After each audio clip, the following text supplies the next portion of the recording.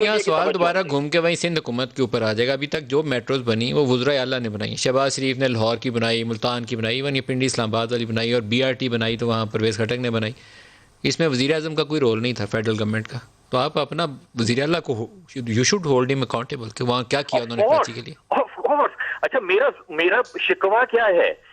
Balance sheet उठा के देख लीजिए नदीम भाई, आप फाइनेंस के आदमी, इकोनॉमिक्स के आदमी है, बैलेंस शीट उठा के देख लीजिए सिंध गवर्नमेंट की।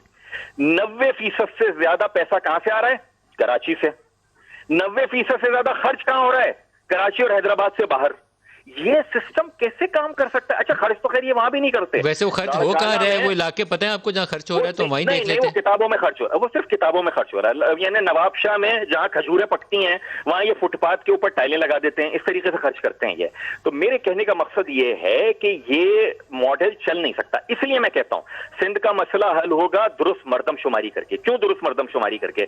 कि आप दुरुस्त बंदे तो गिने ना। आज शहरी सिंध देही सिंध से बड़ा है, लेकिन बावजूद पता नहीं कौन से बड़े रियासती ऐसे सिक्योरिटी मामलात हैं, उनकी वजह से कराची को 1.5 करोड़ का गिनकर सब खुश हो रहे हैं। लाहौर खुदा की बना 1.25 करोड़ हो गया, कराची 1.5 करोड़ है सिर्फ। दूसरी बात यह कि लाहौर एक डिस्ट्रिक्ट है, कराची को जब दिल में चाहता है अपने मर्जी का DC लगाने के लिए नया डिस्ट्रिक्ट बना देते हैं। 7वां डिस्ट्रिक्ट बना दिया। यहां पर मर्दमशुमारी नहीं करेंगे, बंदे सही नहीं गिनेंगे, प्लानिंग सही नहीं करेंगे। आपने सिर्फ 1.5 करोड़ बंदे गिन के भी कराची के 1200 मिलियन गैलन रोजाना पानी का आपका तखमीना है। मुझे देते कितने आप? 450 मिलियन गैलन। मेरी आबादी है 2.5 से 3 करोड़। नादरा रेक का रिकॉर्ड सामने ले आए ना, उससे पता चल जाएगा कि कराची की आबादी कितनी है। खुर्रम साहब से भी